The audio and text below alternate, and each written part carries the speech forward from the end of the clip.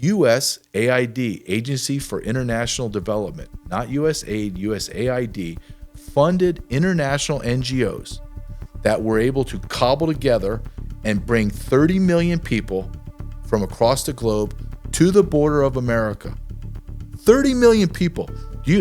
When people used to say, well, their caravan, they're walking down from, the Darien Gap, I go, no, they're not. They're flying into South America or Panama, crossing the dangerous Darien Gap, and then the NGOs are waiting for them there to medicate, feed them, clothe them, and get them proper, and then they're busing. No one's walk. You know how long it take you to walk? That's like me, we're in Houston right now, and I'm gonna walk to Alberta, Canada. You know how long that's gonna take us, man?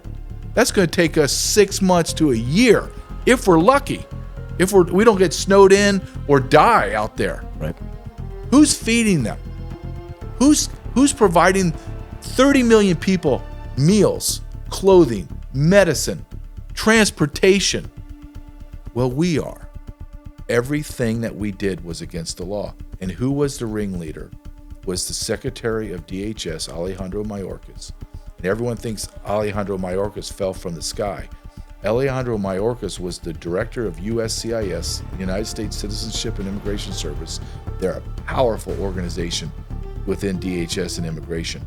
Then he became, under Obama's second term, became the deputy secretary, and then he's the secretary. And when you go back and you look at every policy decision, every new policy, every bastardization of the law, everything, one man had his hand in everything and created everything. He was the creator of all of it, Alejandro Mayorkas. DACA, prosecutorial discretion, parole, asylum abuse, catch and release, CBP One app. Hell, I can go on and on and on. Only one man did it. One man created all of it. And that was Secretary Mayorkas. And why do I pin it on him? Not only did he do it, but he is a naturalized citizen from the communist nation of Cuba. Now, are there Cubans here that are patriotic Americans? Absolutely.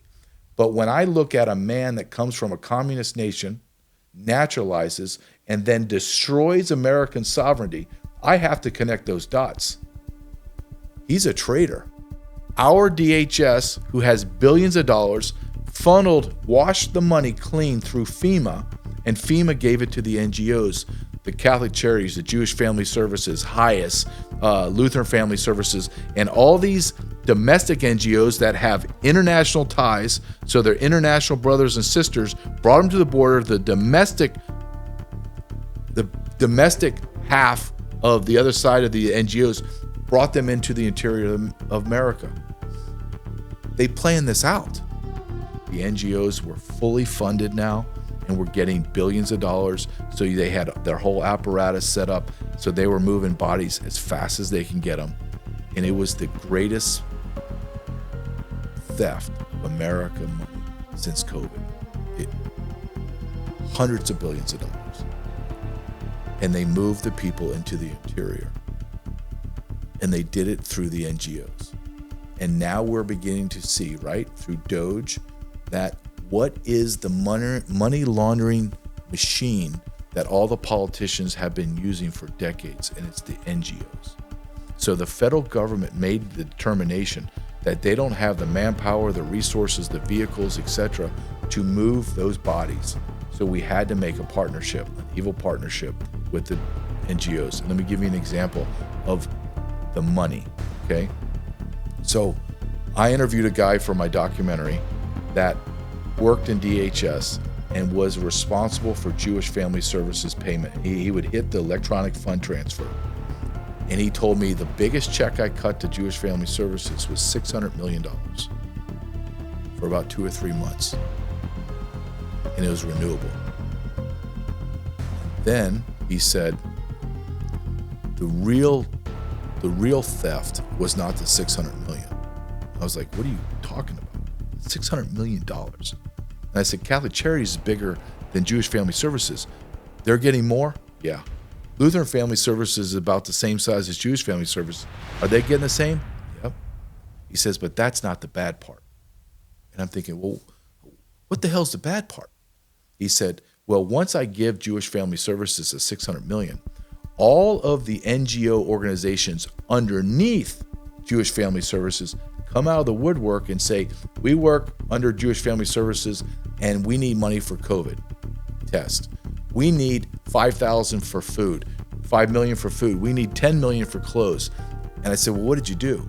He says the marching order was to pay them whatever they told you they needed and demanded, no questions asked.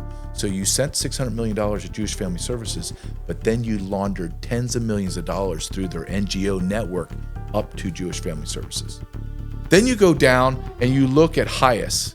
Do you know who was on the board of HIAS prior to Biden getting into office? His name is Alejandro Mayorkas. He has drones up. He's like he's a former military special forces guy. He's got all the gadgets. He has his drones up in the Darien Gap because he's seen the inordinate amount of people crossing the Darien Gap going to America. So he goes down there to test it. In the middle of the jungle, and the Darien Gap is inhospitable. It is horrible. He sees Black Hawk helicopters landing. He's like, what in the hell's going on? Throws his drones up. Guess who is landing in the jungle in Darien Gap in April of 2022? Alejandro Mayorkas. What is the Secretary of DHS doing in the jungle in Panama? Well, he was there to oversee billions of dollars of building facilities to help make the journey of illegal aliens more safe and more efficient.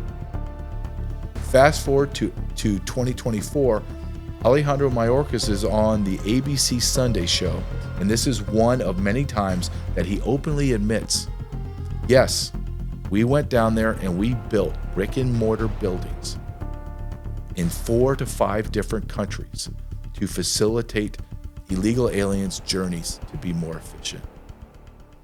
They swear that they have identified at least 100,000 PLA soldiers. You said it perfectly. We didn't dodge a bullet when Kamala lost.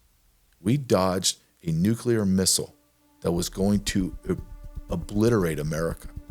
Because I will tell you this, if Kamala would have won, the Border Patrol would have been decimated. People were leaving in droves. You would have seen numbers of 5,000 to 10,000 a day look like the good old days. We'd be at 20, 30, 40,000 people a day. America would be over.